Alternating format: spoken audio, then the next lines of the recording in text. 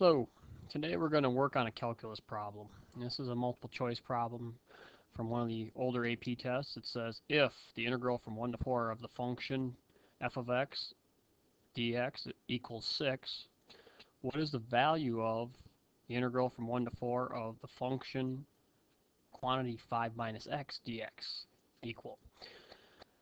This problem requires a little bit of thought.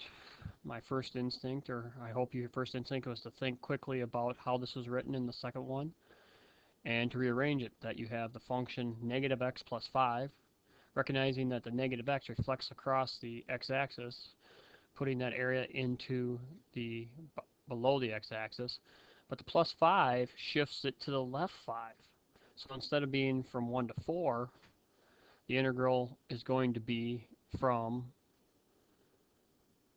instead of being 1 to 4, shown here as the 6, it's going to be shifted all the way back over into this area right over here. Well, we don't know what the curve does here. We don't know if the curve keeps on going up, if it's the same, if it goes down. It can do almost anything. And when we shift this curve back, these curves here would end up being over there. So this will not work. We will not be able to reflect this and think about this. So then the question becomes, what can we do? Well, I think we can try to do a substitution. And we can see that again up here. I'll pick u equals what's inside. And that means I'll quickly do the derivative too. Du equals negative dx. So I will look at the original function, and I will substitute that into that function. And we know from the problem that the integral from 1 to 4 of f of x dx is still 6. Well, now we have the challenge here. We put that in there, and we have an integral. And I shouldn't probably put the numbers here. These numbers are still for x, but we have fu du. Well, we got to change those. Those are the x limits of integration. They need to change to u.